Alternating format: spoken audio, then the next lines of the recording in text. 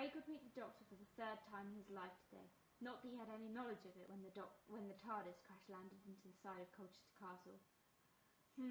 Looks like we might be stuck here for the day. We may as well do a spot of shopping, cried the Doctor to Amy and Rory as he examined where the TARDIS had just landed. Where even are we? Inquired Amy. The Doctor looked at his surroundings. Romans, Normans and Chavs. I'd say we're in Colchester, said the Doctor. Craig! Oh my gosh, we must go and see Craig. Doctor, who is Craig? Asked Rory. A friend, said the Doctor as he led them out of the castle and began to walk up Colchester High Street. As the Doctor approached a small music shop, he saw 3 girls shouting about their social lives as if everyone was interested on the other side of the road. Behind these girls stood Craig, but not the Craig he'd once known. This Craig was older and beginning to go grey. Craig! Cried the Doctor as he rushed across the road, only narrowly missing being hit by the number 1 bus. The Doctor and Craig ran towards each other. I thought you were meant to die, Doctor. Oh, that. Well, I decided not to in the end. Is this Alfie? My, haven't you grown? You must be, 12 or 13 now? I'm 14, said Alfie bluntly. And who are these 2? This is our daughter Maisie and our other son Jack, said Sophie. Wow, said the Doctor, slightly taken aback. I mean, congratulations. And Alfie, you're so big now. So it's a surprise to see you here. Well, we live here, Craig said. Oh yeah, I suppose so. I'm sorry, my brain's been all over the place lately with things. Maisie cries. Your daughter is, Rory points at Maisie. Yeah, thanks, Craig picked up Maisie. So, Doctor, who is this? Craig, rude. This is Rory, Amy's husband, explained the Doctor. Rory gives an awkward wave. So, Doctor, why are you here? Things, replied the Doctor mysteriously. What things? Do we have to go over this again? My children live here. Craig raised his voice. I need to know my kids are safe. I have a duty to make sure they're safe. I'm tired of these games of yours, Doctor. Amy spoke softly. Sarah, I don't think we've had a chance to properly talk. Why don't we go for a walk? And maybe the kids would like to come. Amy, Sophie, Alfie, Jack and Maisie leave. Rory, are you? The Doctor murmured. Oh yeah, sorry. Rory leaves. Craig spoke. Right, so are you actually going to tell me how much danger my kids are in? Well, I don't exactly know what's going on. The Doctor trailed off. Here's my... Surprise, surprise, Craig muttered. You never seem to know anything. What's that on your arm? The Doctor looked down and saw a single black mark on his arm. His heart plummeted. Nothing, he lied quickly. But don't look behind you, Craig, whatever you do. Why? Craig asked slowly, his eyes suddenly filled with panic. What's there? What's behind me?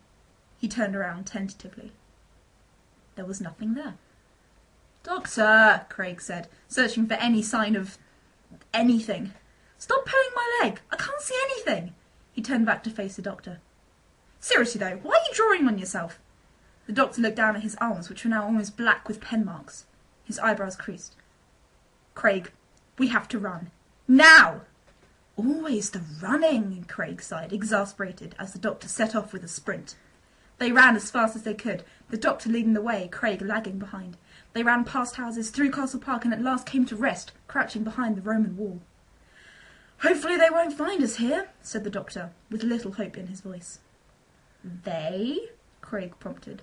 The silence, the Doctor explained, may be the most deadly creature I've ever come across. You forget you saw them the moment you turn away, hence the pen marks. It's the only way I know I've encountered them. I have no idea who they are. I have no idea what they look like. Except they might possibly look something like that. He pointed straight ahead. Craig was certain that there had been nothing there a second ago, but standing before the Doctor and him were 20, 30, 40 tall, large-headed creatures in shiny black suits, their face contorted into a permanent twisted scream. Tilting their heads and flexing their long, slender fingers, the creatures edged towards the Doctor and Craig. No one said anything. And this is what they call the awkward silence, the Doctor whispered. Not that I agree with violence, but you don't, by chance, have a gun, do you? Does it look like it? Craig whispered back. What about you? Only the sonic. Looks like we're toast then, said the Doctor, just as blue lightning erupted simultaneously from the silent's hands. They advanced towards the Doctor and Craig menacingly, the lightning crackling. Craig closed his eyes. Just at that moment, the sound of machine gun fire burst through the quiet. Craig yelled out in panic, but the doctor remained still. Bullets shattered the silence as, one by one, they fell disjointedly to the ground. After a minute of continuous fire, all was once again still. The ground was littered with the bodies of dead silence. All Craig could hear was his own heavy breathing.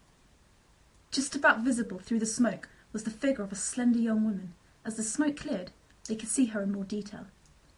Her long blonde hair was swept back into a scruffy ponytail, and she was wearing jeans, biker boots, and a well-cut leather jacket. On her face was an expression of satisfaction. The doctor looked up. "Jenny?" he choked. "Hello, Dad," the woman said. Then several things happened at once. As Craig muttered, "What's?" in a confused voice, the woman, Jenny, rushed towards the doctor, who keeled over, clutching his chest. "Dad!" Jenny whispered, her voice cracking with fear. Her eyes widened as panic as the doctor pulled his hand away, covered in blood. "Oh no, no," Craig started, just as Sophie, Amy and the others, having heard the machine gun fire, rushed towards them. "Stay back!" yelled the doctor, clenching his fists in pain. "There's nothing you can do to stop the regeneration cycle!" And he threw back his head. What? What's regeneration? What's he talking about? Shouted Craig to the others, who were carefully picking their way through the sea of dead bodies. He turned to question Jenny. She would know, wouldn't she? Just as he did, beams of magnificent yellow light began pouring from the doctor, lighting up the sky. Amy, Sophie and the others froze in fearful amazement, stared at the doctor. Jenny stood quietly by her father. Her head hung. Why did he have to go through this? Why did he always have to change? No one was ever the same after they changed. Sometimes she wished that they would just die. The doctor felt the same.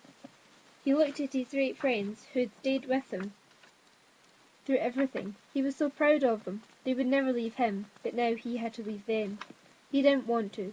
He used all his strength to stop this from happening, but he couldn't. Why did he always have to change? His face began to morph and his hair lightened to a reddish brown, and suddenly he was staring at his friends through someone else's eyes. "Hello," said the doctor in a voice deeper than before. "Am I ginger yet?" "Why am I friends with you?" replied Craig. "Yay!"